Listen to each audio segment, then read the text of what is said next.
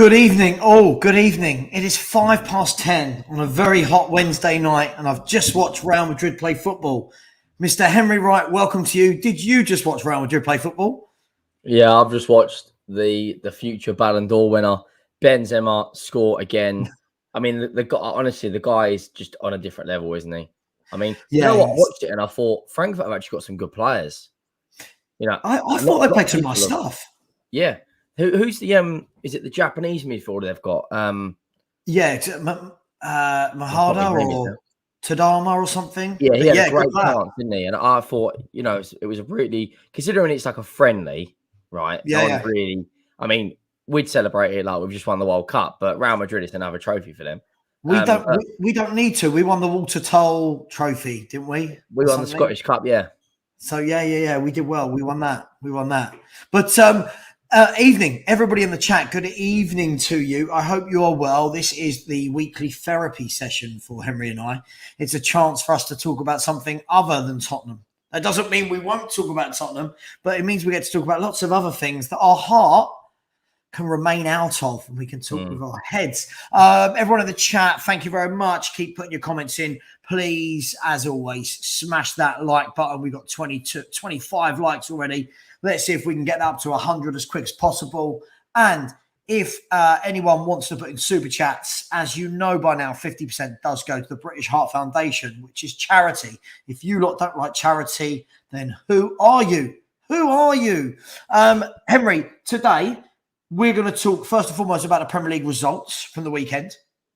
We're then going to look at some of the transfers. We're going to talk about Steven Gerrard and is this man in trouble and how good is he? Then we're going to look at we're going to look forward to next weekend's games. Does that sound okay with you, Henry? Right? Yeah, sounds really, really good. Let's get into it. Good. Look, weekend full of games. Let's start with Palace Arsenal, the Friday night game. 2-0 to Arsenal. I'd say straightforward, but I thought Palace had some chances. Good start for Arsenal. Will Palace be disappointed? What did you make of it? Well, when we did our predictions last week, I backed a 2-0 Palace win. Yes, and I thought Palace would actually win. Obviously, Friday night, we all know what Selhurst Park's like, atmosphere, etc. Arsenal actually played quite well, but two scrappy-ish goals. What was it, an own goal and then like a one off a set piece? I thought Jesus would have been on the score sheet, start off with a bang, but they got the win, they got the clean sheet, they'll be happy, 3 points. But it wasn't a typical Arsenal that I was expecting. They go there, they completely fall apart, and they got the job done. And it was a professional performance. And now you think, okay, Leicester at home this weekend. Let's be honest, should be another 3 points for them. So good start for Arsenal, as it's painful to say. And off the back of that game, William Saliba has won the Ballon d'Or for next year. You know what, right? I'm hearing this guy is. Bearing in mind, this guy's played one game, right, and he's got potential. Oh yeah, but he won the Young Player of the Year, the Defender of the Year in France. Okay, Romero did it in Italy. Not comparing. I'm just saying. He's the best thing since sliced bread. Okay, put him up against a proper attack like a Liverpool or even our attack. When last time we played Arsenal, their arse fell out last year and Rob Holding got sent off. Put it up against Erling Haaland. And then we'll see how good the next coming of Varane is. Yeah. It's just give him time. And that's me saying that. Bearing in mind, that's me saying that. I mean, when you look at it, I think that Saliba is a good player. He's a very good footballer. But it's this right nowism, isn't it? Somebody has a good game and already they're being quoted as world-class, Ballon d'Or, this person's a baller, generational. And I think Arsenal fans are going a little bit overboard about it, but he does look good, right? He looks like a good centre-back.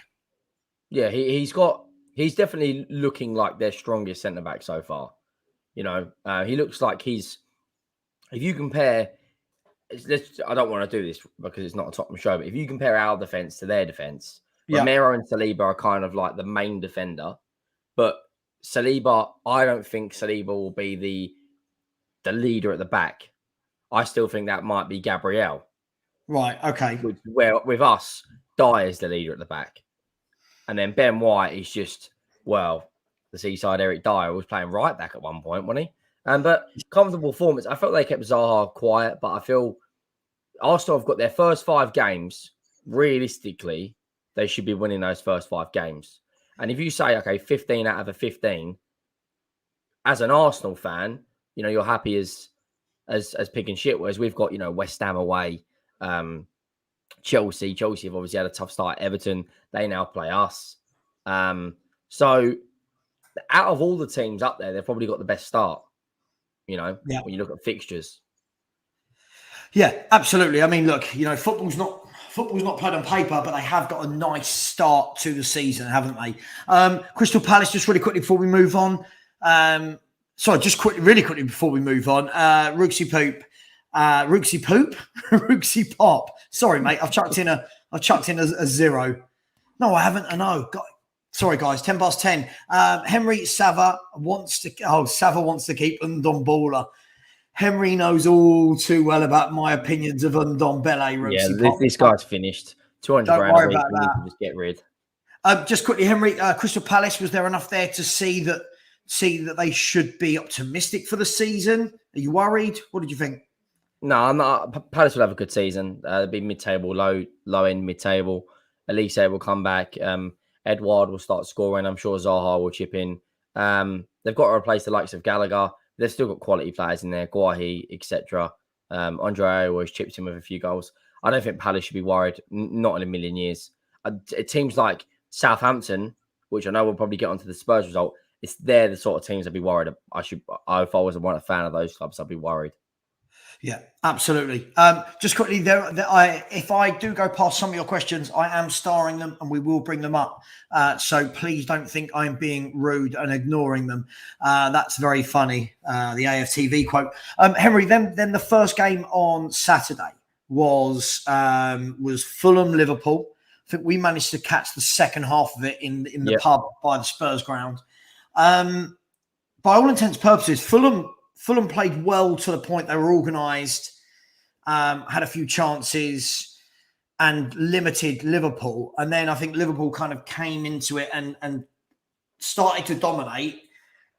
Then they go and get a penalty, Fulham, and you're thinking, hang on, can they? And then inevitably... that was definitely a penalty, by the way, before you say it wasn't. I don't think it was, but look, we'll park that debate. It's soft, but that's football now. You've only got to sneeze on someone now, and it's penalty. That is very true. I mean, did Liverpool deserve a point? I suppose is my question. Yeah, I think they did. I watched it back. The highlights, they had a lot of chances second half. Fair play to Fulham.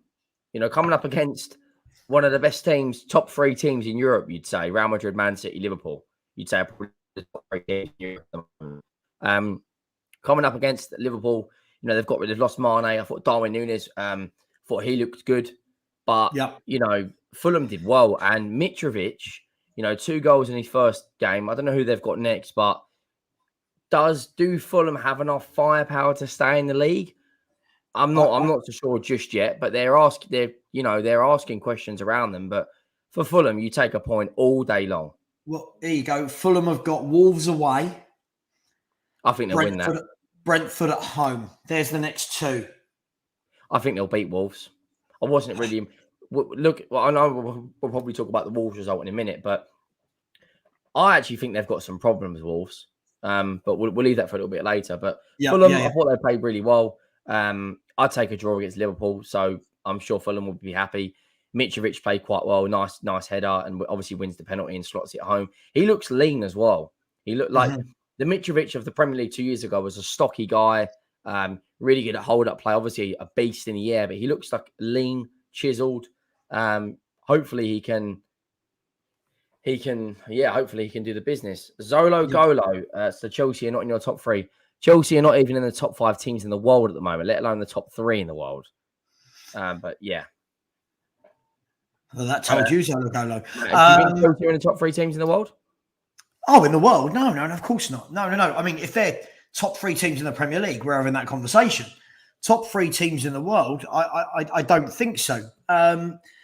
Look, I think it might have been Stell or someone the other week that said, look, you've got to get at least 10 games into the season to start forming opinions of where everyone is. All of the conversations we have until then, right? It's all knee-jerk and conjecture, isn't it? It's all, oh my God, so-and-so lost their first game of the season. They're awful. Oh my God, they won. They're going to finish in Europe. After 10 games, like I keep saying, I feel like the Premier League table will probably look how we expect it to. You know, Liverpool, I City. think it's a bit longer than 10 games. I think we could have a fantastic run, right? Yeah. Say we beat Chelsea. Say we then go and beat Wolves. We then beat West Ham. You're thinking, God, five wins on the bounce. All of a sudden, we get one dodgy result and we're spiraling down. I don't really look at the Premier League table properly and think, okay, this is where this could end up until Christmas. Yeah. Because then you're at the halfway point now, or coming up to the halfway point. Because you've got to remember, I think Man City, after like 7 or 8 games 2 years ago, were like 8th or 9th. All of a sudden, don't you feel they're the anomaly though, Henry? Like, let's be fair, Man City could lose their next 5. I'm not saying they will. They'll probably win their next 5. They could lose their next 5. People will write them off like they normally do, and then bang, 20 games later, they're up there. Do you not think?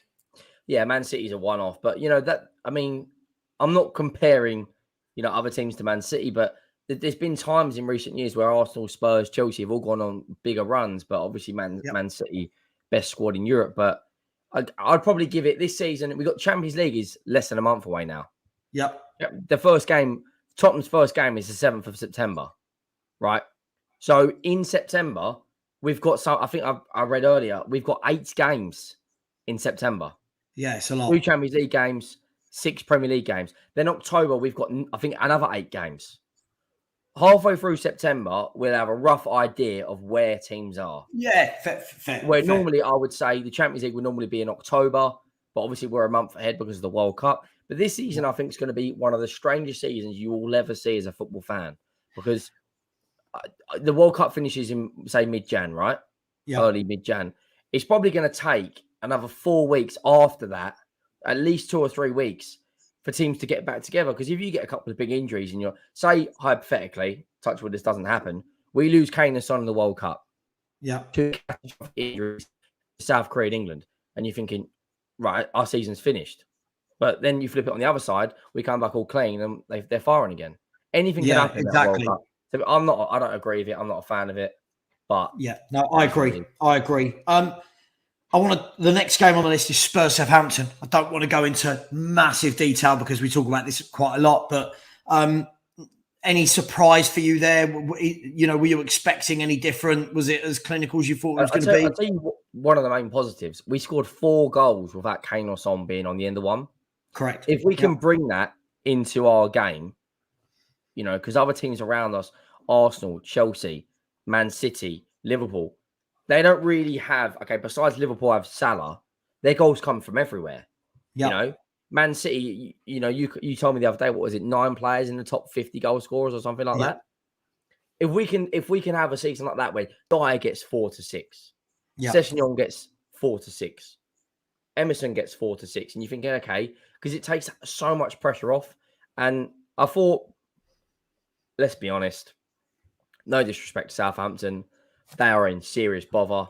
Apart from Ward-Prowse, I don't think they have a threat in their team. Yeah, I mean, look, taking my Spurs hat off and just looking at this as a football fan, when I saw the 11 for Southampton, I just thought, forget Spurs, because I think we were going to beat them either way. I think you predicted 4-0 and I predicted 3-0 on the day. But I can't see how they're going to score against a lot of teams. I thought in patches they had some nice build-up play, but only until like the final third, and then there was no real, Prowse was spraying some nice passes, but there was no oomph, was there? They've got no style of play. It's kind of, it reminded me of when a few years ago for Denmark, it was kind of give it to Eriksen, and hopefully he can do something. That is the same. Obviously now, they've got a lot, they've got Dolberg and a few other players through, but Southampton, literally their only threat is James Ward-Prowse, and he always has a knack of scoring against us. I think he's got 6 goals in his last 5 games. Great record against us. Apart from, as soon as the goal went in, we were all like, oh, same shit, here we go. But we bounced back. It was a comfortable 3 points. It's a professional performance.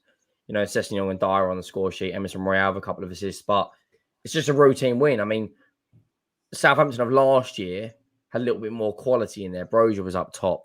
I don't think they played Livramento against us either. Is he injured? Yeah, I don't know what happened there. It was a real mishmash of a back five for me, and it was a championship defence. Let's be honest. It was, and the goalkeeper was 20, making his Premier League debut, and he looked their fourth choice goalkeeper last year.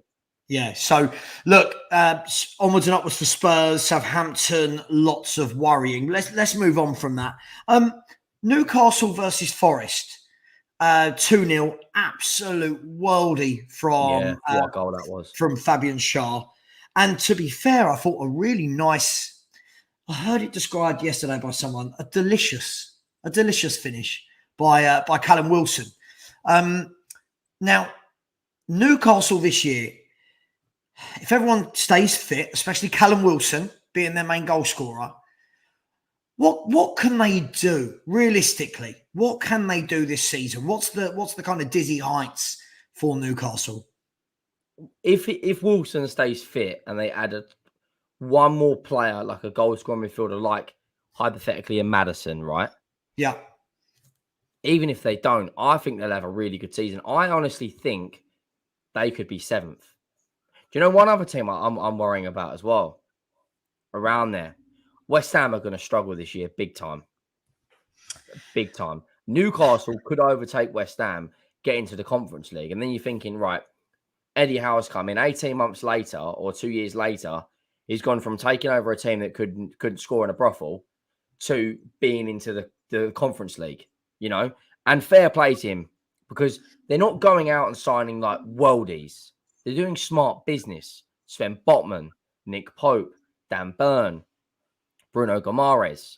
Yeah, it's all smart business. They're not going out and going, we want to be, we want to be the next Man City. Let's go and offer 100 million for X, Y, Z. It's all smart business. It's kind of like humble business. They've got so much money, but they're not really showing it, if that makes sense. Yeah. But they could easily afford to go get some Skamaka or a Schick or another goal scorer like that. I think it's all smart business. You hit the nail on the head. It is smart. When you look at the upgrades they made, like Matt Targett, he's not a glamorous name, but a solid, experienced Premier League left back. Dan Burn, Nick Pope, Guimaraes. I think when Guimaraes first came in, he spent a lot of time on the bench. And then as he integrated into the team, I think lots of rival fans were going, this guy can play. Now, for me, I think the worry for a team like Newcastle is twofold, isn't it? First of all, it's brilliant having players like Guimaraes. Fantastic. And Botman. But are they being used as a stepping stone? Or can Newcastle get to the heights that people think they can quickly? Because I think it's going to take a little bit of time to get to those heights.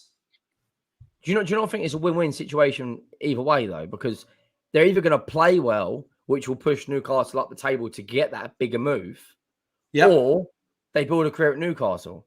If you like, I don't know how old that Bruno Gomares is. When Man City first started, something like to Benjani and Mangala and Joe Hart and Elano, they won the league 3 years later.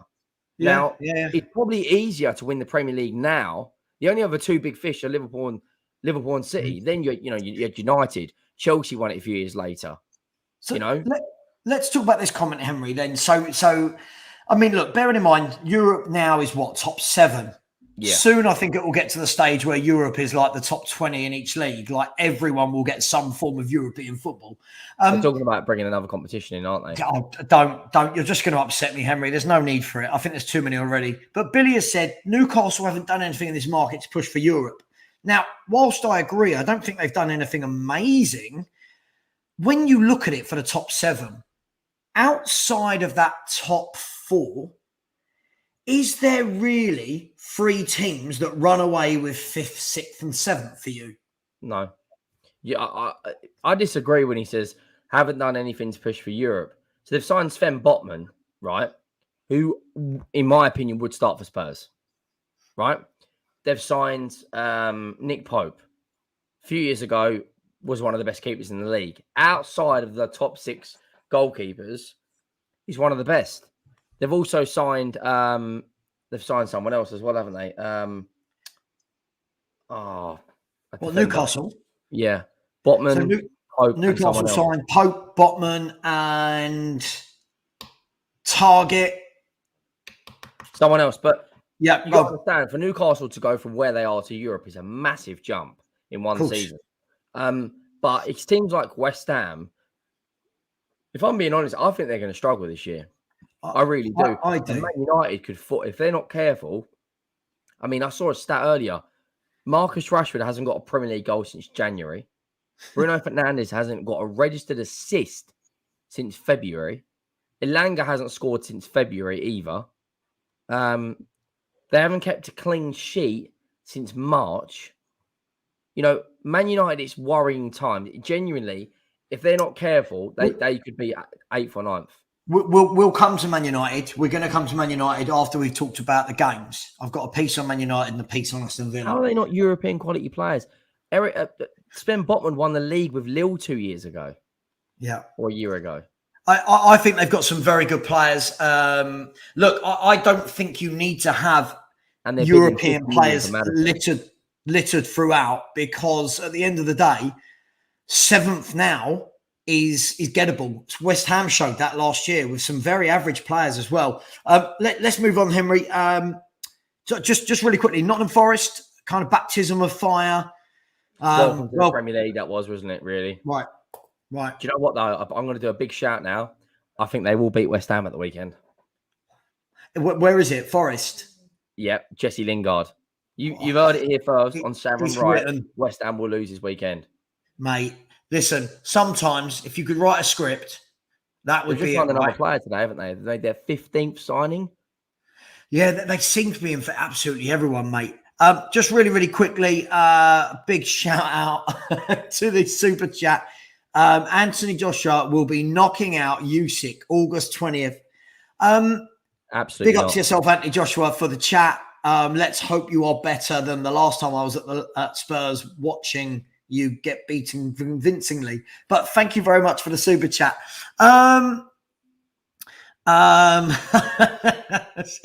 It's comments like this that make me die, Henry. I just don't understand it. I mean, I would pick Botman over Dyer every day of the week and on a month of Sundays. We'll talk about Dyer later, because he seems to have done very little, but seems to have won the hearts of everyone. We'll come back to him. Leeds versus Wolves. You got this right. I went for an away Wolves win. You went for a home Leeds win. They got there in the end. They went behind, and then they won 2-1. Brandon Aronson. Sorry? Is it Brandon Aronson, the winger? Yeah. Honestly, I was speaking to Will about it. I think Sunday, after we finished the Spurs corner, I'd have him at Spurs in a heartbeat. He's going to be a top player. He was showing me loads of different clips, his strengths and weaknesses. Wolves are in trouble. Genuinely, they are. I don't see them scoring a lot of goals this year. Connor Cody's just left on loan to Everton, right, which is so bizarre. It is unreal. I can't fathom that out of that's in our transfer section. But I mean, in general, Wolves are. I look at them, and again, the players they're bringing in, like we're going to talk about Guedes as well, but good players. But Wolves seem to have this problem with putting the ball in the back of the net in any sort of regularity. So whilst they're all as well now, whilst they're always really organised, do Wolves have enough this year to do what they did last year? Not in my opinion. No, I think they'll be low mid-table. I think they'll be 11th, 10th, maybe 12th. I look at them and think, okay, you've got some good players. You've got Kilman, you've got Johnny, who's a good player. You've got obviously the Portuguese duo in midfield, in Neves and Moutinho. Isn't Adama Traore back there soon as well? Yeah, from his loan. And you're bringing in Gonzalo Guedes from Valencia, but there's not a goal scorer in there. You know, Leeds don't have a goal scorer, but they've got a style of play. It's very attacking with Jesse March. Wolves, they don't score a lot, but they don't concede a lot, if that makes sense. They're kind of just, they're very, I don't want this to sound horrible, but they're just a bit of a very boring team to watch. They are. There's not really anything there, is there? Just quickly, Billy. First of all, I really want to put it out there that if somebody doesn't rate a player massively, it doesn't mean it's hate. I think we need to stop associating. If we say a player's okay but not great, that doesn't mean you hate them. When you say he's been consistently good for 2 seasons, I mean, that is completely false, isn't it? He has not been consistently good for 2 seasons. And even last season, I think the difficulty we have, Henry, is people confuse the fact that we got clean sheets as a club to him being a very good centre-back. For me, when I watch him with my centre-back head on, I look at him and think, stop turning away from the ball. You're out of position. You've lost your man at a set piece again. But our fans don't seem to worry about things like that. Do you want the harsh reality of it? If you take Romero out of our back three, it's mid-table. Mm-hmm. Yeah, that is the reality. I mean, we can't really comment on Lenglet yet because we've barely seen him perform. But by the way, smash the likes up, people. We're 40 off of 100. So make sure you do smash that like button. But I look at it and think, Diary's good. He's okay, but I don't see him ever getting to like a Van Dijk level. I think he's a little bit better than He's better than Tyrone Mings. Yep. In my opinion, he's not better than Cody.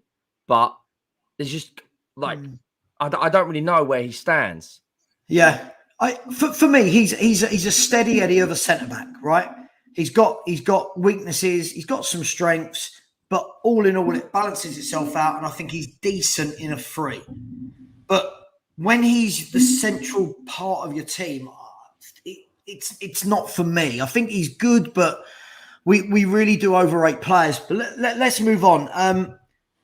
Now, I don't want to go too deep into Steven Gerrard here because we have got a bit about him in a minute, but let's concentrate on Bournemouth. First game of the season, at home, 2-0, beating Aston Villa. Great job by Parker, right? Yeah, great start. Lots of people have been bigging him up as well, saying that he's a really, really good coach. I'm not going to judge that too early, but fantastic start for Bournemouth. 2-0, comfortable at home. Can't really ask for much more. I'm not sure who they've got next, but will they have enough to stay up? It's very, very early on. Remember a few years ago when Huddersfield won their first game and then, they got relegated pretty much straight after that. Everyone's getting so triggered by me saying that you take Romero out of the defence. I mean, like Ben Davis, Dyer and Sanchez. Anyway, as far as Bournemouth, very, very good win for the Cherries. That then Scott Parker's, doing all right there. So hopefully he can continue that.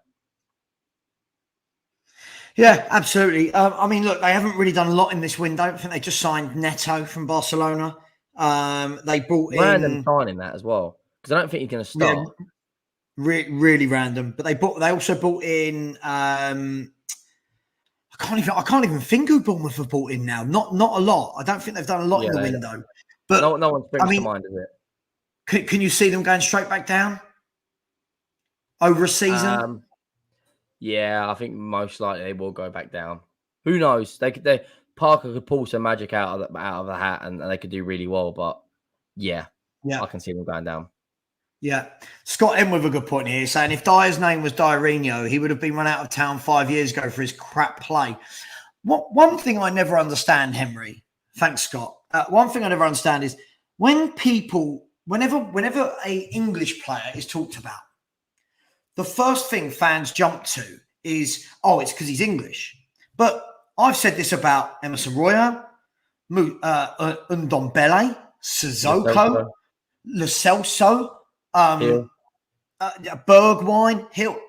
For me, I couldn't give a crap what language they speak. I don't care your race, your religion. I don't care where you were born, where you live. I see you and you're either a good player, a great player, or you're not a great player. And I put Dyer into, he's a good defender. Good. Like he's not, there's a reason why he's not been the mainstay of our centre-backs for the last 7-8 years. Right? Yeah. Let's be honest. If he was that good, he'd be in the England squad. Yeah. Anthony Joshua's met him, so he's a nice guy, right? He's a good guy. He's met him backstage. All is good fun. Danny Kiriakou said, Dyer to some deluded Spurs fans look like a top centre-back. Do you boys want to know why? It's because he's been so poor for the last 4 years, except last season, he had a decent one. Hang on, let's find his second stage. Billy, I think that's a bit childish, really. I don't think anyone's got personal... Let's talk about this, Henry. Why would a football fan, right? Why would me and you as football fans, for example, not want to think every one of our players is the best? Why would we want to have a vendetta? I'll be honest. I don't get it. It's just you can't have an opinion nowadays. You say we're fans. We pay to go most games. Some fans go every game. You have the right to criticize a fan if you're paying £1,000 for a season ticket. If you're supporting that football club, football is like tribalism. You have every right to criticize someone if you don't necessarily think they are performing at your standards or your level. If you see Harry Kane scored 20 goals in a season, the next season he's only scoring 3, you got every right to criticize him. Yeah. You know? Yeah. I mean, look, the last thing I'm going to say about Dyer, because otherwise it will turn into the Eric Dyer show. Yes, Danny, I agree. Essentially, sometimes what happens is a player has been poor for years, has half a good season, and then all of a sudden we think they've been brilliant. At the end of the day, I don't mind Dyer. I'm not saying in any way that I want him to leave this football club. But what I am saying is, if we want to be a top team, I don't think that happens with an Eric Dyer at centre-half. Moving on, Henry. Everton 0, Chelsea 1. Tough game. Everton, fresh off losing Calvert-Lewin to an injury, losing Richarlison to us. No real goal scorers. Chelsea sort of started going in the window late, didn't look very fit. What was your thinking about that game? I thought, to be honest, it was a bit of a bore fest. Chelsea didn't look on the pace. Everton defensively will be all right this season with Cody and Tarkowski, and they've brought in Idrissa Gueye to sit in front. But going forward, no goals. I can genuinely that them and Southampton, 2 of the promoted teams, I think will go down. Either be Southampton or Everton will be the other one. Let's be honest. Everton, Solomon Rondon up front. Even Calvert-Lewin, I think he only got 5 goals or 6 goals last year. They're going to struggle. 5 goals. Yeah. Go on. I was think, just answering him. I think genuinely, they're in trouble. I don't necessarily think Frank Lampard's a fantastic manager either. As far as Chelsea, they looked way off the pace. They looked unfit. They're definitely beatable this weekend. And I think, I've been saying this for the last 3 or 4 weeks. Tuchel is in a transitional period with his attackers. I feel like defensively, he knows how to play, but he never gets the best out of attackers. Lukaku's gone now. Ziyech is on his way out. Werner's just signed for Leipzig. Is Sterling going to get the same amount of goals he will when De Bruyne is playing the ball through? I don't think so. He'll still probably get 13, 14, 15, 16 goals, but I don't think he'll get high-end, late teens, early 20s. I think they've got, with Chelsea, I don't think Tuchel knows what his best front three is either. And I feel like he doesn't know what his best midfield duo is because they have so many options in the middle of the park. You don't know what they're going to play. Well, look, we're gonna come to their transfers in a little bit, so I won't go too deep into that. And I'll tell you, we'll leave Everton and Chelsea. We're going to talk about a lot of their transfers in a minute. Let's move on to Man United versus Brighton. I mean, it feels like this never-ending transitional period for Man United is going on and on and on and on. We'll talk more about them properly, but the result, Brighton deserve it. 100%, 1,000%. Ten Hag has got a mountain there. I said earlier, Rashford hasn't scored since January. Elanga hasn't scored since February. Fernandes hasn't got an assist, I think, since March or February. They don't really have goals in their team. Playing Eriksen through the middle. I don't know what Ten Hag was playing at. Is he trying to send a message to the board? Possibly. Then they're going to look at, we'll talk about their transfers in a minute, but as a result, you got to give Ligue 1 2.0 credit because Brighton did well. Danny Welbeck up front, and he had Maguire on strings. He had Maguire, at arm's length all the time. And Pascal Gross as well. He had a good game. I think they've got some good players, Brighton. I'd be interested to see what some of their players would do at bigger clubs because, I'm not saying they're outstanding, but people like Gross, people like Trossard, good footballers, really comfortable on the ball, good technically, clearly understand the game plan. It's tough for Brighton, isn't it? Because without that kind of 17 to 20 goal a season, man, it's kind of going to be more the same. Do you think if they did have a 16, 17 goal a season player, they'd finish, 7th, 8th? I think they could. They're a lovely team to watch. They're well coached. They're well drilled. They play some lovely football. But look, how many teams really finish up there that don't have an abundance of goals? Now, it doesn't always have to be from one man, i.e. look at City, but normally clubs down there, they tend to have a bloke that gets you 15 to 20. And I just feel that that's what's been missing for 5 years, to be honest, at Brighton. I agree. But you've got to give Graham Potter credit. I think he's a top coach. Very, very good coach. Yeah, very good coach. I think he doesn't get enough credit, personally. Yeah, absolutely. Let's move. We'll talk Man U more about the state of the club in a minute. The penultimate one we're going to talk about is Leicester 2, Brentford 2. I think I went for a Leicester 2-1. I think you went for. Did you go for a Brentford narrow win? I went. Yeah. Yeah, and it was slap bang in the middle. Two teams that I think will be mid-table, 9th to 12th, both of them. I feel like Leicester lost a lot of players. Maddison could be going. Let's hit 100 likes, by the way, people, as well. Yeah, it's 173 of you in the chat.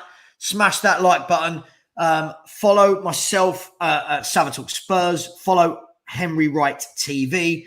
And if you are not connected with me on Instagram, go and check out my Instagram page because I am giving away a football shirt on Sunday. And there are some things you have to do to be eligible. So please go and check out Savva Talk Spurs on Instagram. And of course, Henry Wright TV on Instagram. Sorry, Henry. That's all right. No worries. I was looking at the stats. Very even. Like created chances wise. Leicester, I thought they'd struggle, to be honest. No Schmeichel now. Wesley Fofana could be out the door. Maddison could be out the door. Leicester have got no money. The only team in the league, I think, to not make a signing. Or to not, I don't think they've made a signing. Could be wrong, though. Brentford, I thought they'd go there and win. They obviously went 2-0 down, did well to get back into it. Kind of two teams didn't really want to lose the first game, but two teams wanted to win, if that makes sense. Yeah. It kind of when it was 2-2, it was kind of like who's going to roll the dice first, sort of thing. Yeah. For me, it was kind of a nothingy game. It's two teams that I think, I think Brentford do marvelously well with the resources they've got. They're absolutely fantastic in the transfer market. Clearly a club that not They've like just signed Goldberg, haven't they? Or Damsgaard? Yeah, that's it. I don't know why. Yeah, you said this last week. Yeah, they just signed him for 15 million, like a mini little Eriksen. But look, interesting on those two. Last game before we start talking about some transfers and stuff. Man City versus West Ham. Now, I remember saying last week, look, Man City, they normally start quite slow. They normally don't look very fit. I just felt, Henry, that this looked like the ultimate training session. Yeah. They dominated from the first minute to the 90th minute. And I think the only real attacks West Ham had was when City gave the ball away sloppily twice. How comfortable was it? I thought City were very good, but I feel like West Ham were poor at the same time. Yeah, It wasn't the West Ham that put in that 2-2 fight against Man City last year, where Gerrard got on the score sheet twice. I thought Gerrard was very poor as well, by the way. Declan Rice was chasing shadows. Man City were just a cut above everyone else. And Erling Haaland, honestly, the guy is, for me, he's up the top 3, maybe the best number 9 in the world. Some people would say Benzema, some people would say Kane, some people would say Lewandowski, others would say Haaland. It doesn't matter. The guy is 22 years of age. He is relentless. It's scary. He generally could break Mohamed Salah's 32 goals season.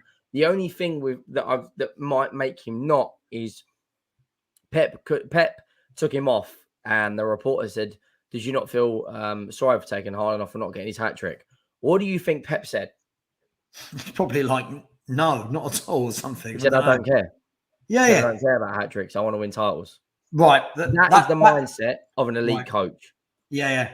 Not like when we take off Son or Kane when they're on a brace and our fans lose their minds. Look, I just thought they were, they starved West Ham of the ball. I thought Grealish had a very good game on the left. I thought the three of him, Foden and Haaland, when you look at their ages as well. What's Grealish? 25, 26, and then 26. But Foden's what? 21, 22. Haaland's 22. Man City are looking at. They just signed a guy from Gomez from Anderlecht. Yeah, listen, their recruitment is up there with Liverpool as the best in the world. They rarely ever get a signing wrong.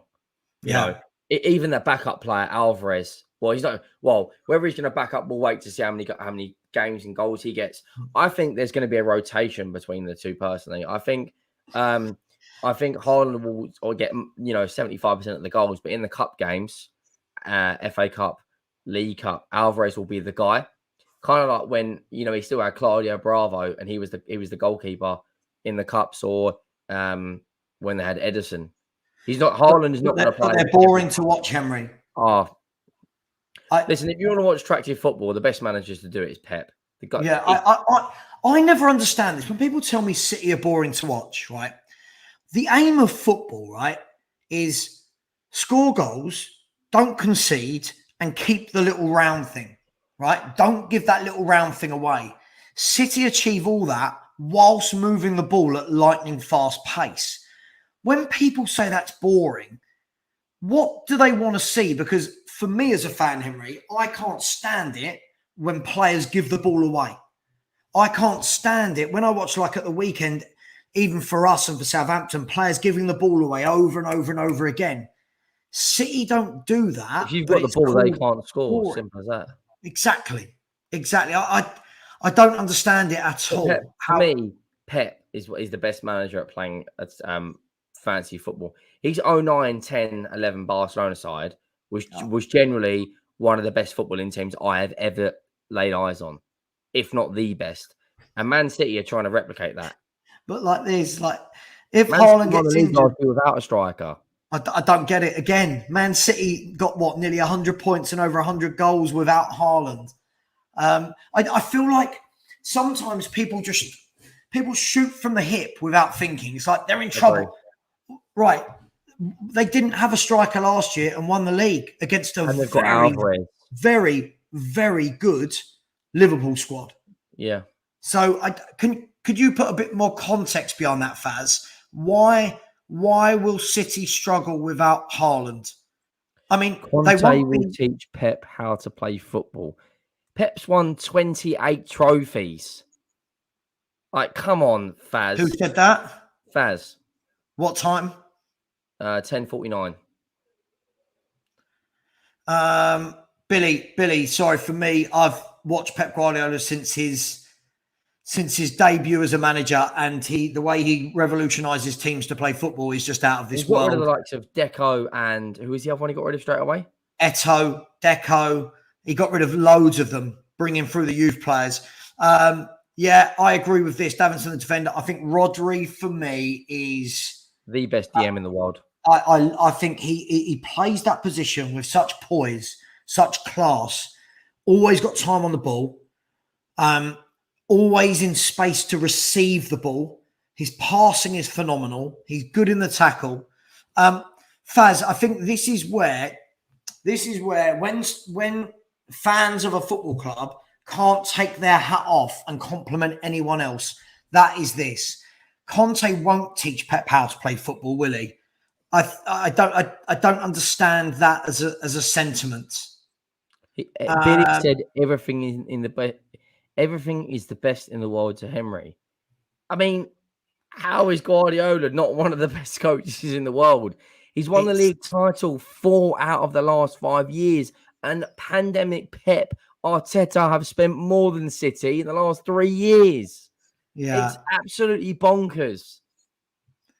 Yeah, it's hello, Football Thrower. Hello to you, mate. I think what people don't understand as well is when Pep took over from Barcelona, it wasn't the Barcelona team that he coached to be arguably, this isn't me, this is what people, arguably one of the best 2 football teams the world has ever seen play, them and Milan from the 90s, right? Now, you don't do that by being a bad coach. You look at Man City, look at the style of football they play now compared to when he turned up. Now you can talk about spending money, but you have to get the buy-in from every player. You have to get these top players not only to play that lovely football, but also to track back, work their asses off, and be happy to rotate Henry. It's madness how little we can credit top people in their field for what they do. But it's bonkers. And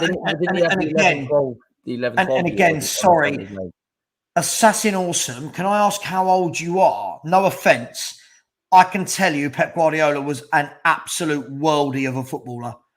They were very different style of player, Conte and Pep. They manage how they played. Pep was silky. Pep was Rodri. Pep was Busquets. Pep was Xavi.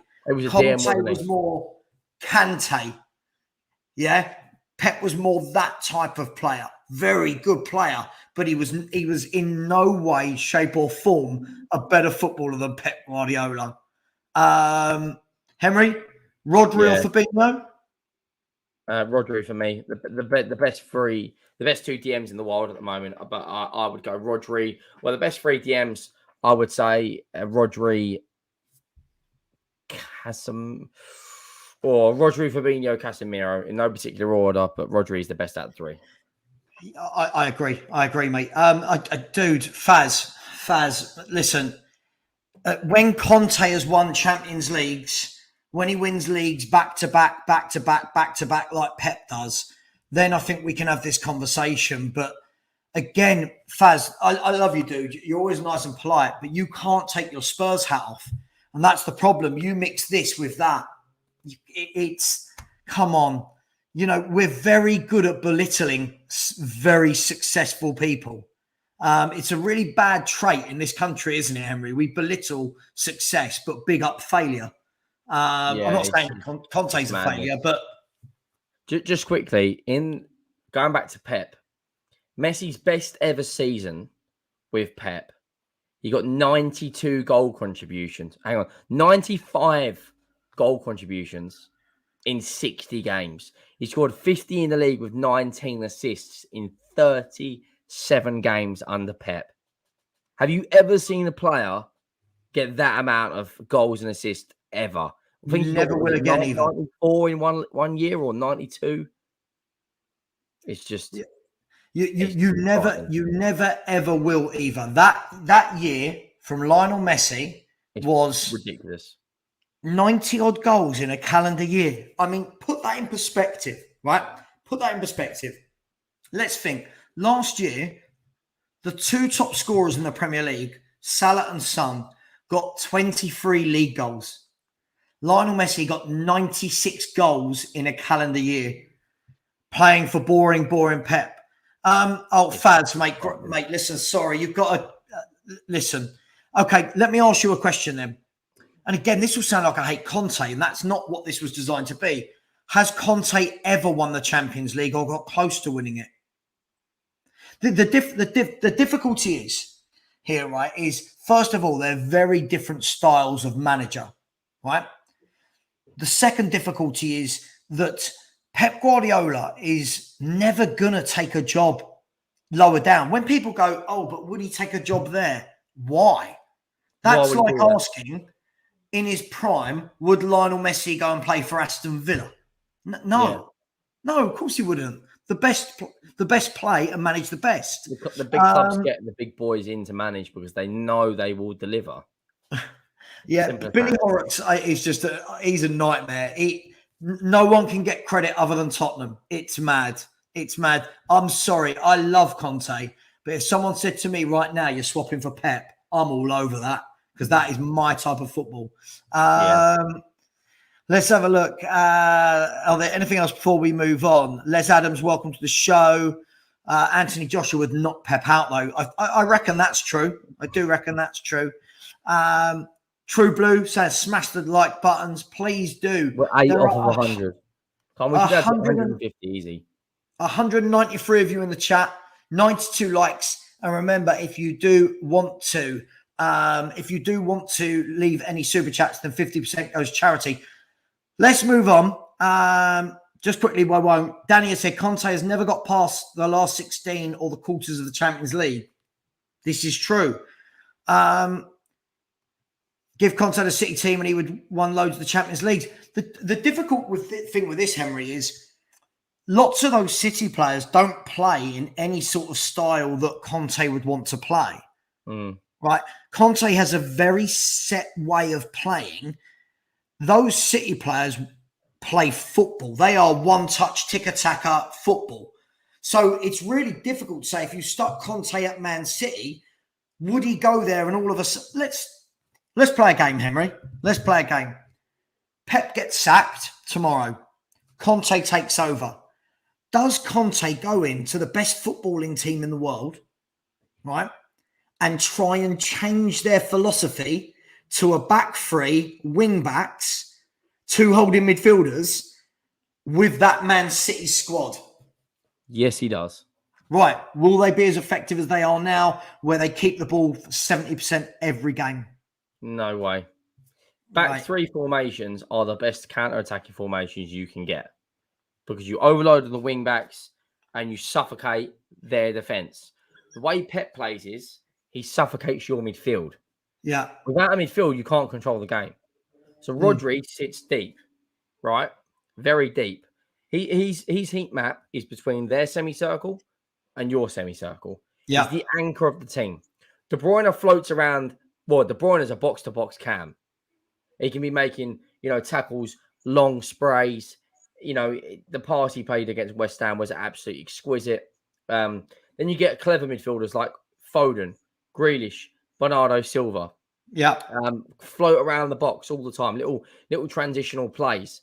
The thing with Man City is if Conte comes in, you don't get any of that midfield. You lose one midfielder there. You lose, at times he's playing two. At times Pep is playing 2-7-1 because his fullbacks are like midfielders in his formation. Yeah, Cancelo and Walker, which means the right and left midfield come in as forwards. So listen, there's no way Conte goes in and plays that style of football. No. The only other manager that could potentially go in and really, and this is a big shout, play that style of football would be someone like Graham Potter. Yeah, I mean, it'd be interesting to see Potter with... The thing is, I think what gets overlooked by managers, and we will move on from this in 1 minute, what gets overlooked by fans, and this is what someone I used to coach with, who coached at the top level, I'm talking Premier League, FA, right, said the difference between some of these managers, when people say, oh, well, Jose's always got top players, yeah, Ancelotti's always got top players, Pep's always got the best players. Managing those top players, that is where they earn their money. Yeah, because what you've seen over the years at Man United, buying the best players and can't get a good team out of them, right? Mm. You saw it even Real Madrid during some of the Galactico era. You can have the best players in the world. Yeah, PSG, last year, Neymar, Mbappe, Messi. You can have that. Verratti, Di Maria. Right. But if you've not got the manager that can grab them all together and go, right, I'm the boss. Yeah. I don't care that your name is Lionel Messi. You play if I pick you. And that's what Klopp and Pep can do. They can take those players. Like, let's be fair. Ancelotti can do that as well. For sure. For sure. Ancelotti's done it everywhere. Absolutely everywhere. But, when you look at the players, like Pep took Sterling from Liverpool, who's a good player, and done wonders with him. He took John Stones from Everton, who everyone said was no good. He's done wonders with him. Right? Even Ake, look at Ake, good at Bournemouth. And now he's starting for Man City. So many of these people didn't know Rodri. They didn't know sorry? Didn't know Edison. Right. So didn't know Jesus. So listen, you can give a manager lots of money and all the best players in the world, but like we saw with Poch at PSG, like we saw with Solskjaer at Man United, managers struggle because you have to. Gerrard at Villa, Gerrard struggling big time to manage. There's a lot of egos in that dressing room. The likes of Danny Ings, the likes of Coutinho, Matty Cash is a bit of an ego person there as well. I think the hardest part about their job, besides the results, as you said, is managing. Like actually keeping on time with them players. You look, Nuno lost that dressing room. Conte walks in instantly and Harry Kane scoring goals again. Right. Why? He shoved a rocket up his arse and said, look, you're Harry Kane. I'm going to sort you out. And he did. Right. And the thing as well, just one last thing. Stevie C, when we're talking about, when people are saying Man City's possession is boring and kills the game, what would you want them to do? Give the ball away to make it better for the fan to watch? Like, if you're a Man City fan, are Man City fans going, I hate this style of football? Or are they going, we've got the ball all game? Yeah, that is an art. Keeping the ball that long is an art.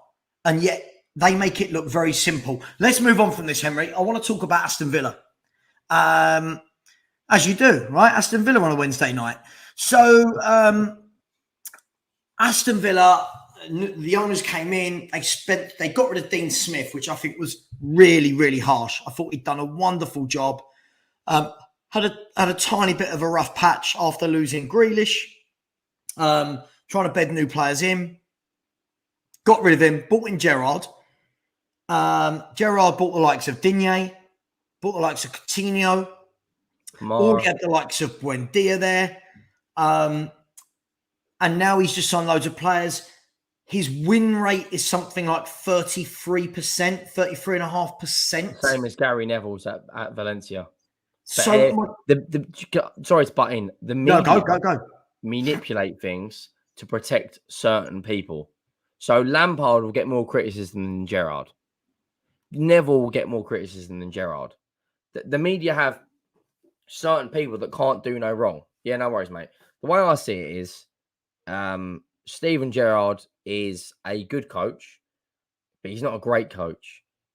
You know, you're going away and you're getting outplayed by Bournemouth. Okay, fair enough. But 34, 33, 32% win rate after spending over £100 million, bringing in the likes of Coutinho, Kamara, Diego Carlos, Digne.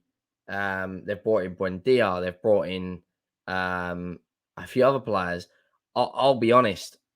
I think Steven Gerrard could be one of the first managers to go. Donaldo, Romeo, Henry, either you get a job or a girlfriend because you waffle at times. Well, Donaldo, make sure you do smash that like down below and subscribe to both the channels. But yeah, I was just saying that I think... Sorry, mate. Sorry. I was just saying that I think Gerrard's in big trouble. And I think personally, he'll be one of the first managers to go. He doesn't have a style of play. They've brought in Diego Carlos, Kamara, Coutinho, Buendia. They've brought in Digne. They've brought in someone else as well. They've brought in another forward, Ings, not too long ago. And they can't hit a barn door at the moment. 34, 33% win rate is, for a team that spent over 100 million, is terrible.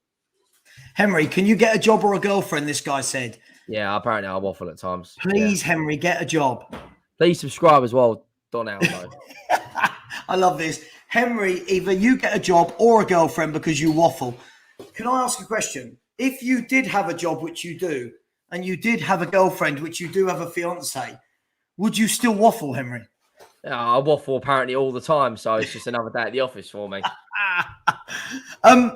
Let's just quickly talk about, I mean, realistic, what would be success and what would be failure for Steven Gerrard this year from an Aston Villa perspective, from the money he spent, and from the fact that he's coming in and taking over a bloke who done a fantastic job in his first year in the Premier League and getting them back to the Premier League? What's success and failure for him? Where did they finish? 14th, I think they finished. Yeah, they were low down. They were really poor. For me, would be 7th, 8th, 9th. Well, Yeah. the 7th a bit high. 9th, 8th. Then the next season success will be getting into that Conference League. Failure will be the same again. Billy Horrocks, this is a European show and a football show. It's not about Spurs tonight. But yeah, I think if they have another season like that, I can't be, to be honest with you, mate, I can't see him lasting Christmas. I think he'll be out the door before then. And I think a failure for them would be, 14th, 15th again. You just can't. A team like Aston Villa, massive football club, and they are, 14th, 15th. Yeah, it's not on, is it? Yeah, no, I can't see them doing anything either. I don't feel like he's got a style of play. I don't feel like he's doing a lot with them at the moment, to be honest. I can't see what the plan is. So look, we'll see on that one. Just quickly on the back of this, Faz, thank you very much for the super chat. Really appreciate that. He's asked the question, Henry, I'll let you go first. Who would be the first 3 managers to go or get sacked? In my opinion, no particular order. Lampard, Gerrard, and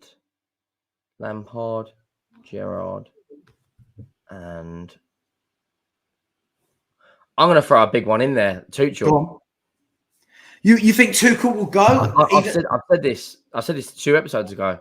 If he doesn't get results, they've got quite a tough run, and I don't know what his best lineup is. I'll be honest with you. That's just an outside shout, but I think actually that's a good shout. Allier, Rodgers could go as well.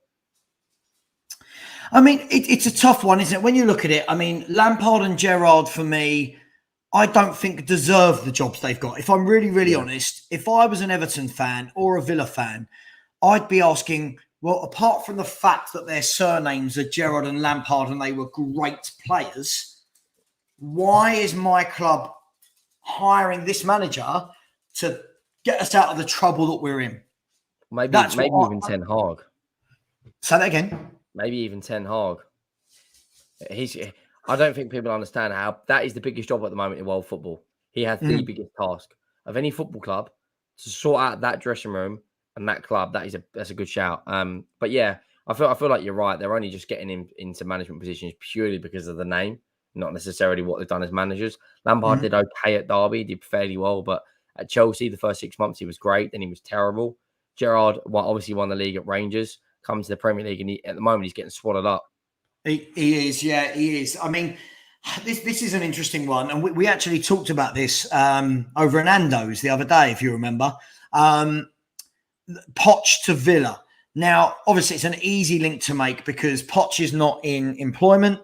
I'm sure he's not struggling for a penny or two, but Poch is not in employment.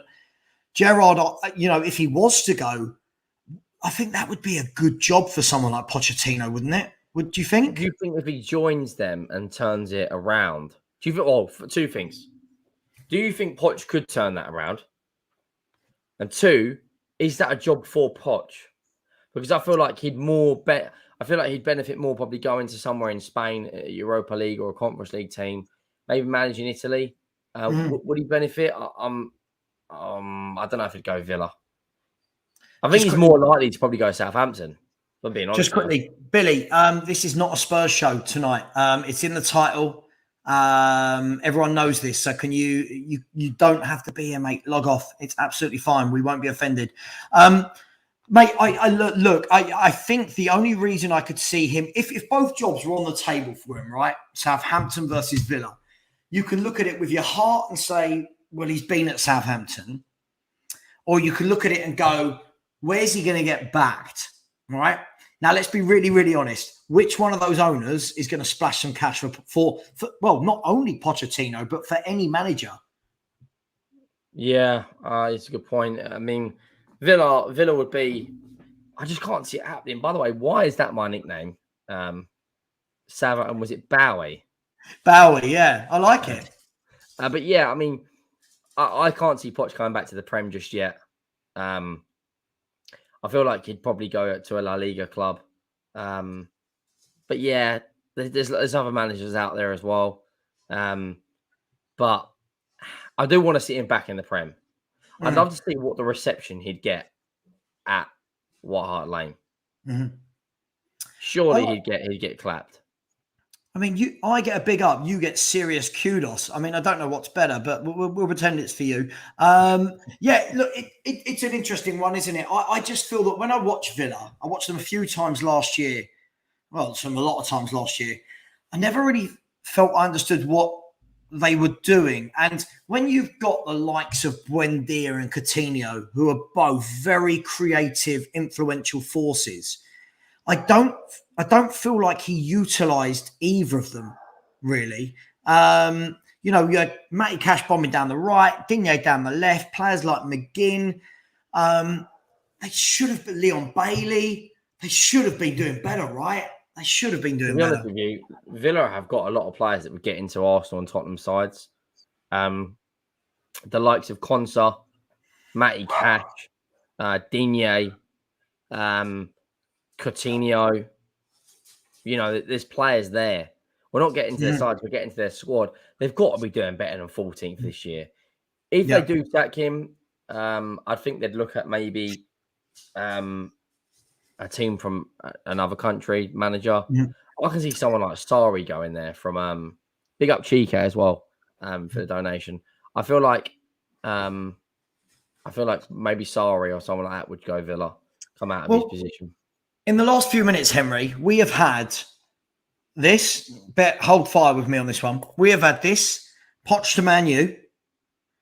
We have had Poch to Chelsea. Mark my words. We've got Poch to Leicester.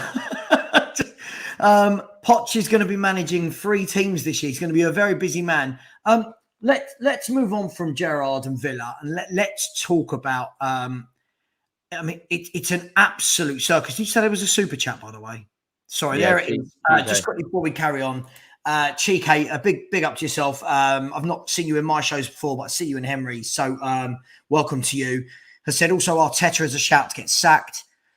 I think with Arteta, I think he's either going to have a magnificent year or a terrible year. I don't feel like there's going to be any in between. What do you think, Henry? They're not going to have a fantastic year. When they're playing Europa League, their arse is going to fall out. I'm telling you now. Arteta is not a good football coach. He's a good motivator, but he's not a good football coach. But yeah, I mean, I think the fan base love him too much. I can't see him getting the sack. 2 8th place finishes, then a 5th place. 8th place. The first time in 20 years Arsenal didn't have European football. And he's still there. He's still there. Well, I think the interesting thing for me is, look, as a Spurs fan, it's good if they keep Arteta, right? So I don't want Arteta to get sacked, because if Arteta did get sacked and get a better manager, what would a better manager do? But look, let's move on from that. Sorry, I was just thinking, someone said, oh, right, okay, I see what this person's saying. Put haha to the background. I just noticed it's like the symbolic of Savva and Henry. I'm going to remove Henry and I from the channel for 1 second, just so you can see it.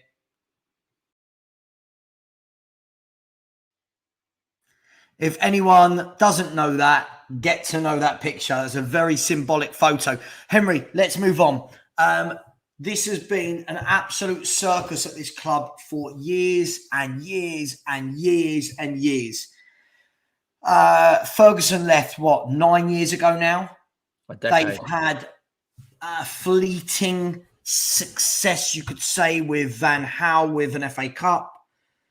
Jose won a Europa League and a League Cup.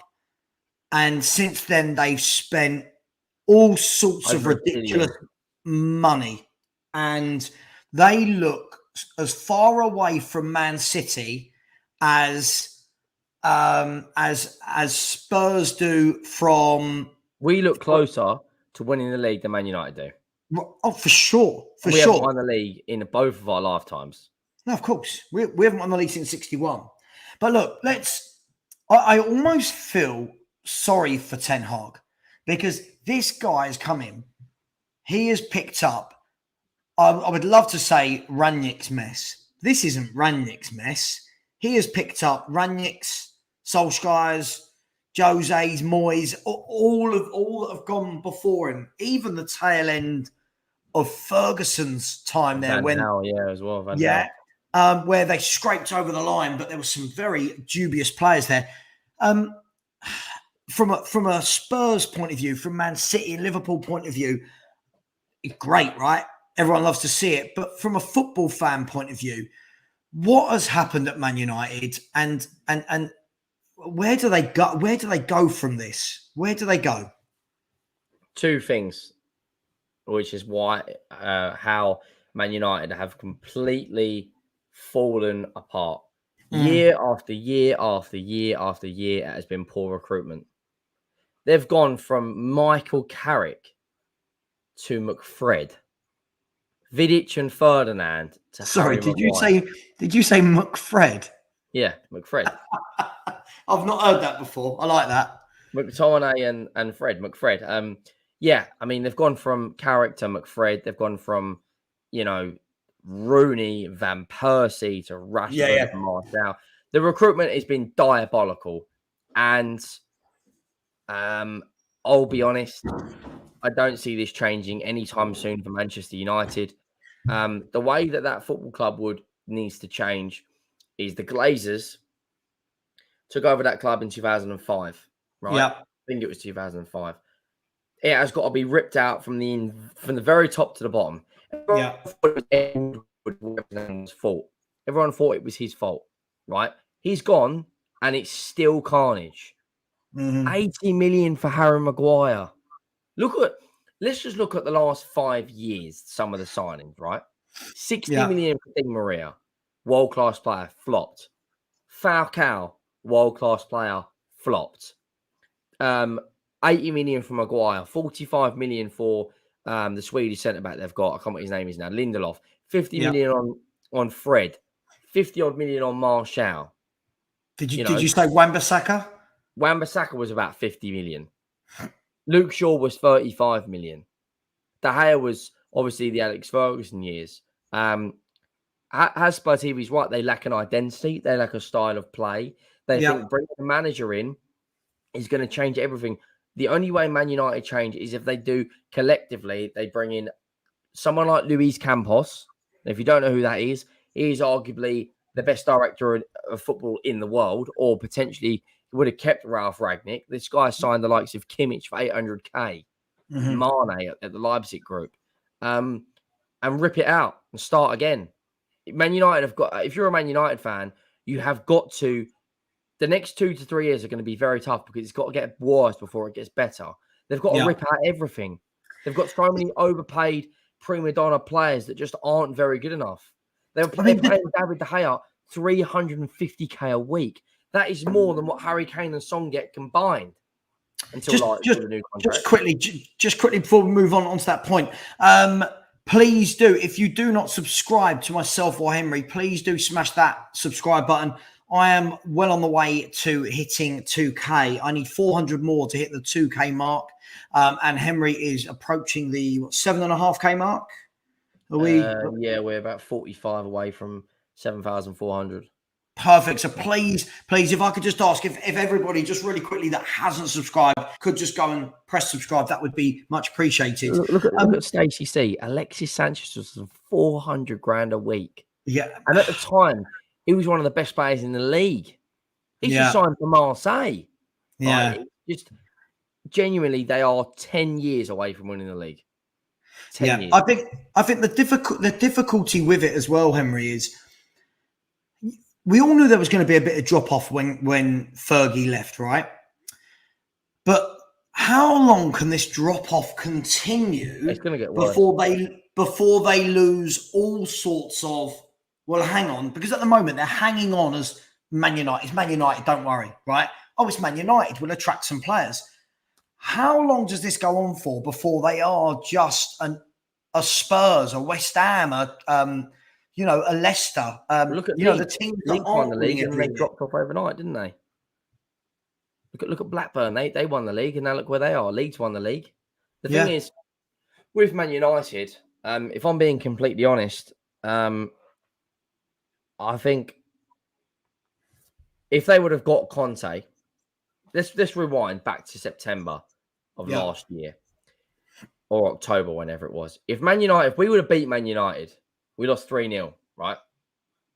If we would have beat Man United, they would have got Conte. That would have been the best and worst thing to ever happen to that football club. The best thing is you get the first best elite coach in Mourinho, but the worst thing is he would have told it how it is.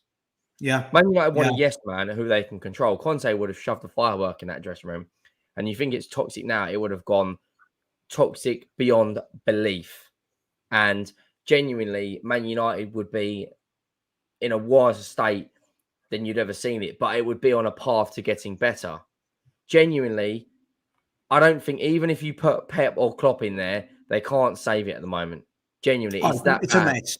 It's a mess from the top to the bottom, Savva. And unless they rip everything out, I mean, their entire squad is over what is it, 540 million worth of transfers, and not one of them starts for Man United, Man City, or Liverpool. Not a single player in their team. I think when you look at it as well, Ten Hag. The problem is he's going to be judged very, very quickly, Ten Hag. And I do feel that that's not really very fair because, he is... Henry, can you bear with me 1 second? Can you talk for 1 second, mate? I've really got to do something really quickly. Sorry, mate. Yeah, no worries. I speak to a few people in the chat. Gogomar's here as well. Big up. AJ's in the chat. But listen, Man United are in a huge, huge transitional period. We've got 113 likes. Let's try and hit 150. Oh, excuse me. I just let one out of the cave. 150 before Savva gets back. We're on 113. Big up to everyone. I have to get a new chair. Listen to that. But yeah, let me know your thoughts. Man United, genuinely, if you were, there's more chance of Newcastle United winning the league recently than Man United. I think they'll win it more likely in the next few years. They are in huge, huge transitional period. Noah says United being a mess since Fergie left. I disagree and agree at the same time because they've finished second place a couple of times, but it's not Man United. Throughout my entire childhood, growing up with Roy Keane and Vieira, the battle of Man United and Arsenal, growing up and watching Ronaldo take the piss out of Colo Torre, or the Man United, the Scholes, the Carricks, the Keanes, the Giggs. They don't have anyone in that team. Anyone. I don't even think a single player, let's be honest, there's a single Man United player start for Spurs. I mean, no. I mean, I'd probably take Bruno or Ericsson to add to our midfield for some creativity, but a fully fit, let's say Doherty and Perisic, Basuma, Bentancur, and the front three. It's not good, is it, from their point of view? This is Man United. This is arguably the biggest club in the country. So let's look then, before we move on from Man United and look at some of the transfers. When you look at it as well, this week alone, they've been linked with Arnautovic. Today, we've been told that they've been linked with Max Aarons. They've been linked with, they're signing Rabiot. And it just kind of feels like, this almost feels like what we were doing a few years back when there wasn't really a plan of who's coming in. It was just who's available. It almost took, I'd say almost took, it seems that it's taken enough Man United fans to complain to the club to not go and try and sign Arnautovic. Who's At 33. 33. What a man it's bad, isn't it? It's turmoil. This is the worst I've ever seen a Man United in my life. Genuinely, they are in a massive transition. And genuinely, thanks for the super chat. Big up to Gogama. Thank you very much. Always very, very generous. Hope you are well. I generally think I just said when you shut off, Newcastle United will win the league before Man United do again. They're just, look, the thing is as well, when you've got a manager like Ten Hag who wants to play a certain way, when you're at Ajax and everybody plays the same way from the age of 6 right the way through to the first team, you're okay. He's got into a club with no playing style, no ethos. None of those players can play his style of football. Now, so I think I've already seen fans say, "Oh, Ten Hag should be sacked," and it's like, "Oh wow, come on, this is where I think people need to have a little bit more foresight to see the bigger picture." That guy needs to be given 2 to 3 years of signing his players, not Arnautovic's, Rabiot. his players. No, thinking about Rabiot as well, it's just a disaster. I mean, Rabiot's not a bad footballer, but is he what they need? He hasn't done anything for 2 years. True. I agree with you, mate. I don't understand. Man United need a leader in that dressing room. They've gone from, I look at us and think, okay, we haven't got much creativity, but we play a system which suits us because the way we attack on counter and counter attacks with Kane and Son and lightning pace. Man United don't have a style. Pep, possession.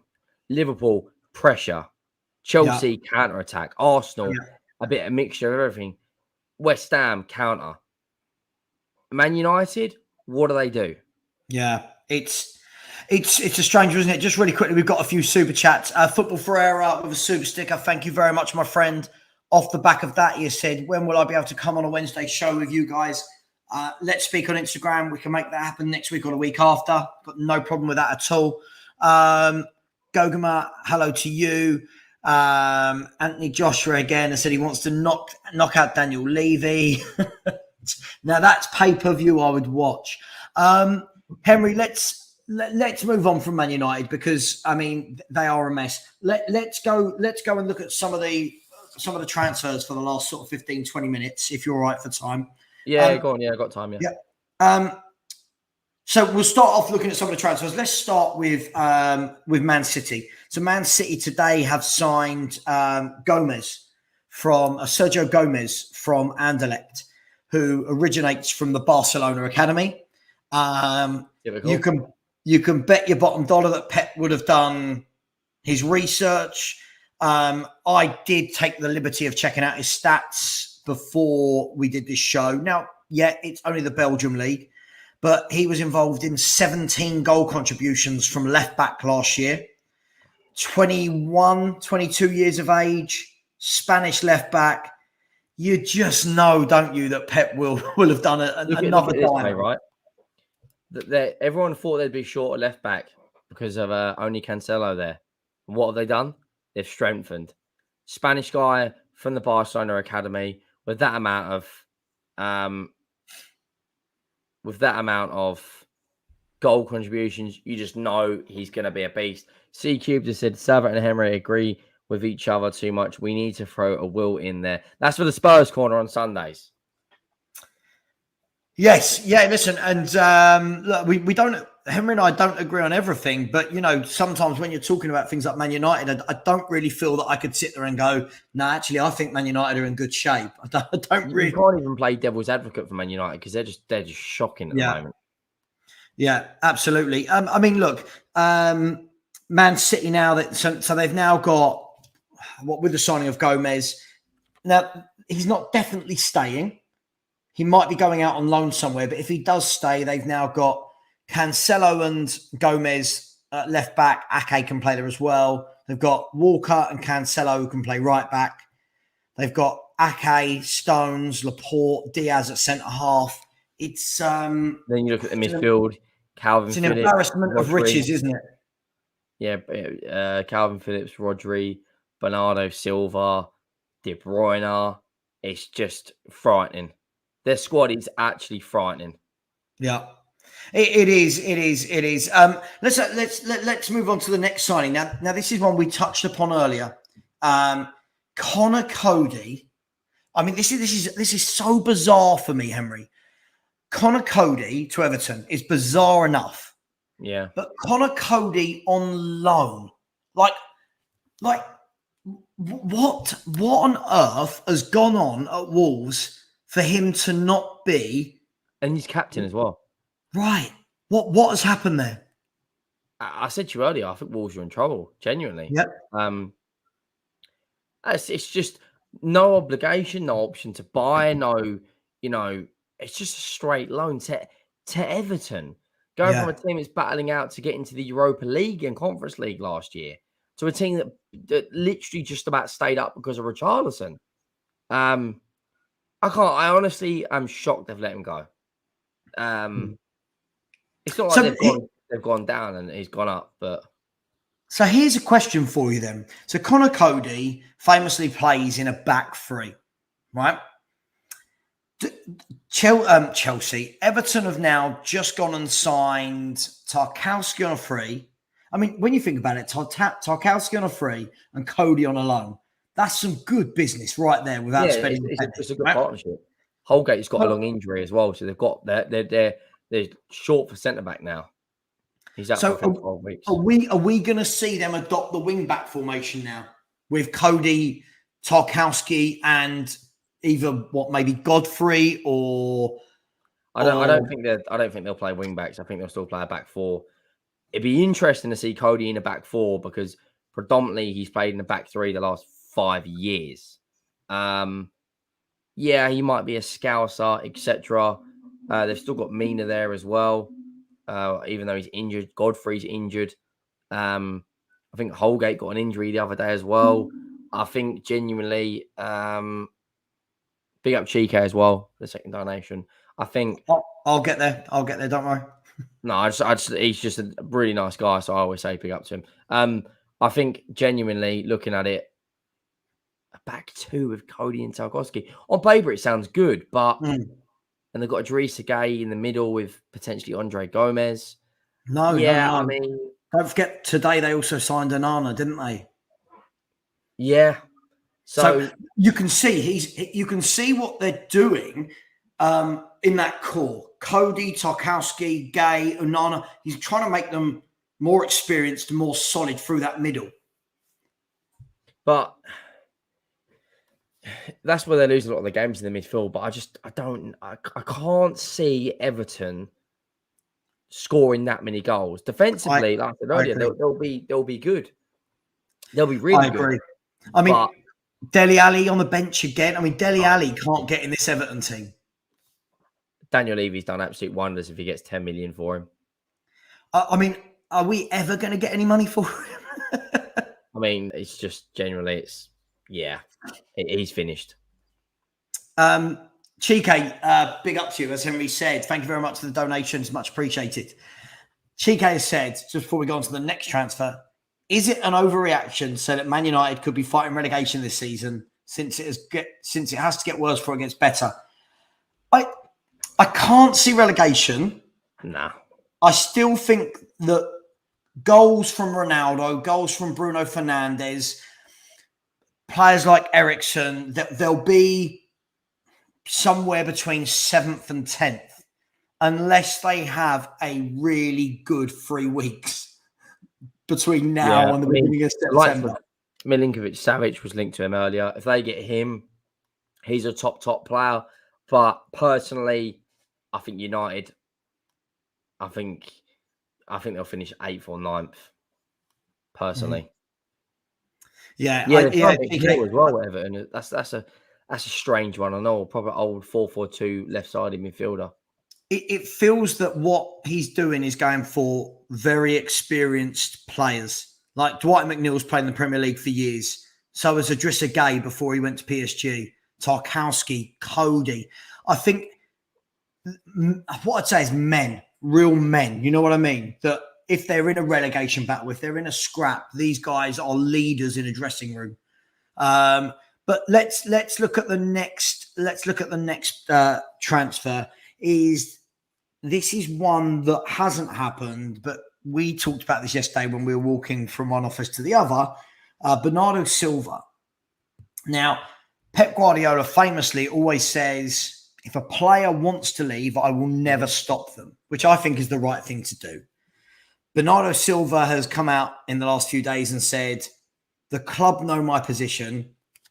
If I'm still here, I will fight and give my all. If I'm not, then that's fine as well. I think he's happy either way. Do you not think like you're going to win trophies? But I don't think he'll leave. I'll be honest with you. Sorry to cut you out. I don't think he will. No, you're right. Barcelona can't even register Christensen or Kessie. If they don't register them by Saturday, they both leave on free transfers. Well, that was going to tie in nicely to our potential next two signings. But just quickly on the Bernardo Silva front, there's reports that if Barcelona do want him, that the money they've offered, and I can't remember what it was, I don't know, what was it, 40 million maybe, was that Man City wanted double. Now, a player like Bernardo Silva, for me, that he is one of the most underrated players in world football for me. I don't think he gets talked about enough when we're talking about world-class players, when we're talking about the best players in the league. Yeah, I think genuinely, I look at Bernardo Silva and think top 10 midfielder in the world comfortably. Brilliant player. Top 8. He doesn't get. See, I think C Cubed could be on for a good shout there. He wants more minutes. When you look at Pep's team, where's Bernardo Silva's best position? He's kind of like a number 8, isn't he? Okay, so let me answer this. Let me throw a rebuttal at this, right? Will he get, like, he gets a lot of minutes at Man City, right? When we're saying he wants more minutes, if he was to join Barcelona, he's joining a squad now that has 6 forwards. In the midfield area, they've got Busquets, Pedri, Gavi, Kessie, Frankie de Jong. At the moment, de Jong. Then they've got the 6 forwards. I don't think that's the reason, because I think anyone that goes to Barcelona is not guaranteed a game. Their squad is huge now. Yeah. I generally think he'll stay at Man City for another year, and I think he'll go next year. Genuinely, I'm going to throw something out there as well. Do you think another Premier League team could go in for Silva? Maybe a Chelsea if they don't get de Jong. Spurs. How long would you think it will be before Bernardo Silva is linked to Spurs? How long until Spurs fans go, no, where would he play in a Conte formation? Good grief. That man would be the first name on my team sheet if he joined. He's one of those, Henry, that makes football look really elegant. Like the ball at his feet, he just looks sublime, doesn't he? Yeah, I think he'll stay in City for another year and then go. Genuinely, he's such a good player. Such a good player. Yeah. Thank you very much, Dwex. Okay, let's move on from Bernardo Silva. Let's move on to a couple of deals that might depend on the Bernardo Silva deal in a roundabout way. Chelsea, today, the breaking news is that Chelsea are going to try and land both de Jong and Aubameyang. Right, this is Chelsea, I'm being told, have fallen off a cliff, are dreadful, and have so far signed Koulibaly, Sturridge, Cucurella, and are now trying to land Fofana, de Jong, and Aubameyang. Not a bad 6 signings. Aubameyang and de Jong to Chelsea. Chelsea apparently have said that they'll pay the 72 million for de Jong, and they will pay the 17 million in wages that he's owed to get him away from Barcelona. So we're talking about a 90 million pound deal, and then whatever Aubameyang costs. Can you see those 2 deals happening? Yes. I'll tell you why. Lots of people are forgetting Aubameyang's relationship with Tuchel at Borussia Dortmund. Right. The 78 or 82 goals, however many it was he got. He was a machine for Tuchel at Dortmund. Not only that, fair play to Chelsea. Fair play. This owner's come in, right? Obviously, he's got deep pockets. He sacked half their staff. Their director of football, I can't remember what the lady was called, right? He's gone, okay, I've got big boots to fill. No problem. He's gone and put bids on the table for Rafinha, for Kyunde. Yeah. He's brought in Cucurella. He's brought in Koulibaly. He's trying to bring in Frankie de Jong to give more life in the midfield. He wants to bring in a goal scorer and Aubameyang. And now if you're saying to me, next season, Chelsea's forwards could be Havertz, Sterling, Aubameyang. They will bring in someone else to replace Werner, Mason Mount, Brozier. Genuinely, fair play, because he has a hell of a lot of boots to fill after Abramovich, because you're talking about one of the best owners of a football club when it talks about genuinely Sterling, not Sturridge. I thought as soon as I said it, I didn't sound right. Apologies. Genuinely fair play, because those 6 players, I think they'll sign another 2. Other than Aubameyang and Frankie de Jong, I think they'll sign one more player. After that, I think they'll sign another forward. And Danny's right. Yeah, Danny, I think Henry and I had this chat earlier, and we said if look, it's a big if at the moment. If Chelsea's window is Koulibaly for Fofana and Cucurella for defence, Frankie de Jong for midfield, and Sterling and Aubameyang for forwards, what a strong window that is. 6 players that immediately come in and strengthen them. That is wow. Moving on from those 2, we'll go for another 5 or 6 minutes. We've done Rabiot.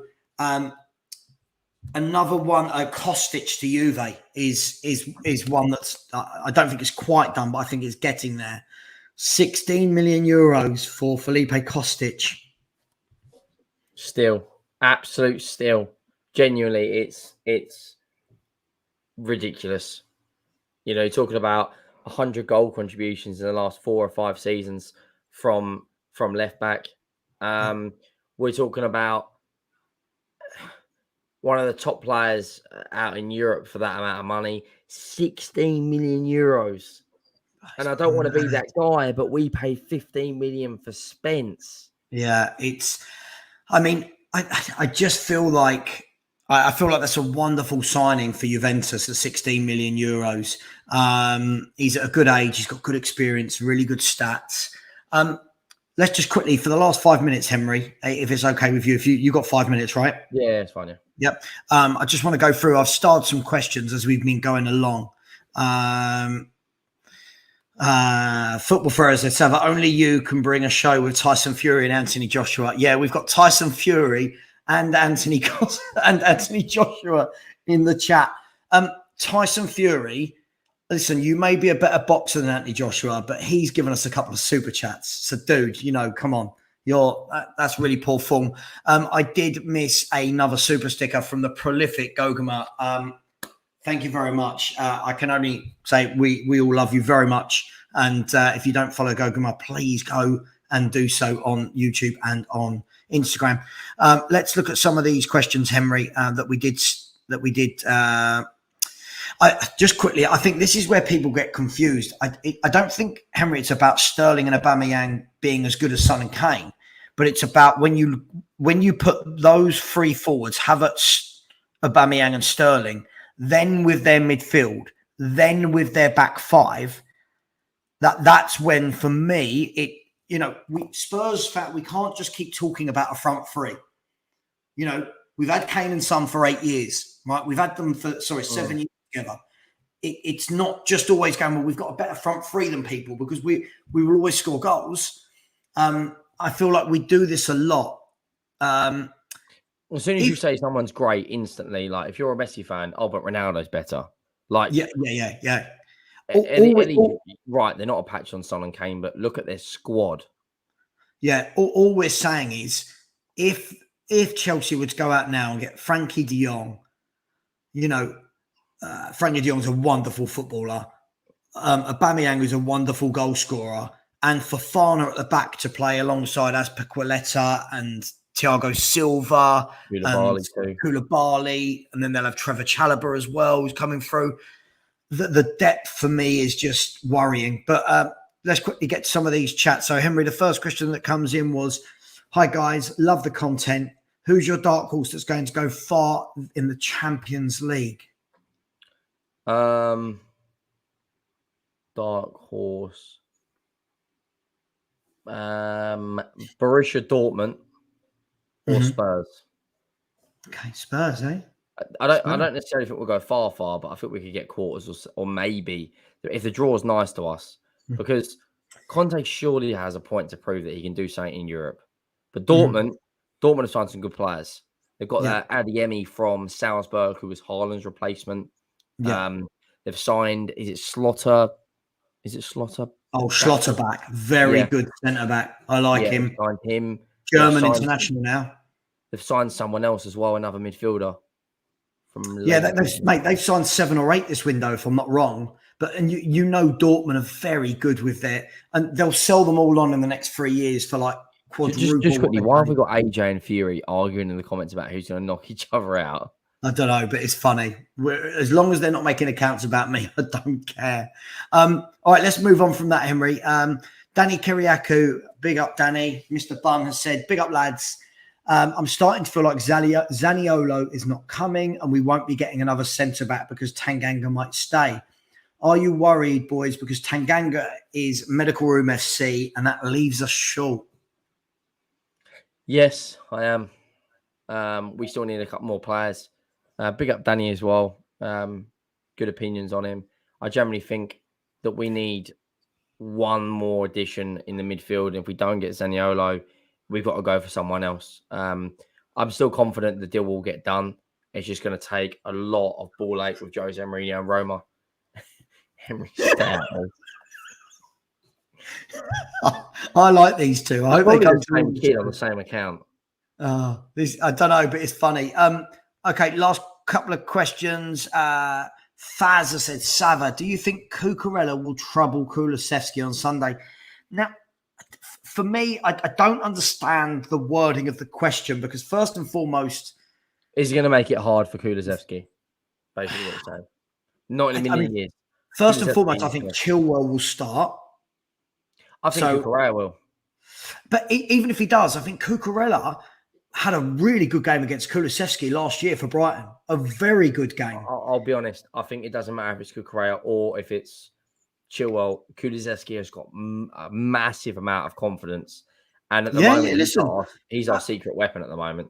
Absolutely. But I'll tell you why I find the wording of the question wrong is because, let's be fair, the question should be, will Cucurella or Chilwell cause Royal any problems? Because that's who they'll be up against going that way. So I think the question should have been, will they be able to cope with Kulusevski? Look, if he played like he did last week, then no. But they are a much more organised unit than what Southampton were. So I don't expect to see him have the same display. But look, has he got the beating? For sure. 1 second. Noah has said, Savva, bro. Question for Henry. Mbappe or Ousmane Dembele as teenagers? Kylian Mbappe.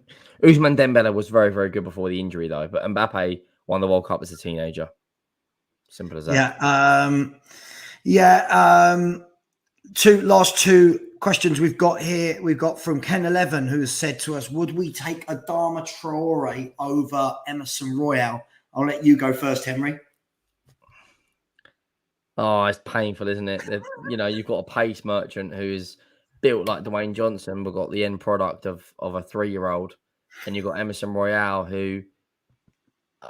do you know what? I'm probably going to take Emerson Royale. Who are you going to go, Adama? I don't really... Ideally, I wouldn't want either of them in my team. I'm going to go with Adama. You know my feelings on Emerson Royale. Sorry, you know my feelings on him. Corey Boy has said, do you guys see City breaking the 100-point plus season with Haaland, one of the world's best young players? I think you could take the word young out, with one of the world's best players. Henry? That's a big ask. That's winning 33 games minimum. That's almost like a. I mean, if you 92% win rate, something like that. 90% win rate. It's a big ask. I think they'll get early 90s, mid 90s, but 100 points just a little bit too far. Yeah. Let's have a look. Just quickly before we close out the show. A lot to. I saw Dharmesh Chef earlier on Last Word on Spurs, and loads of people decided to send me the picture of that. Say, oh my God, Last Word on Spurs, I got Dharmesh Chef. I was like, okay. I watched it, and he was just saying the same things he said on Sky Sports, so I'm cool with that.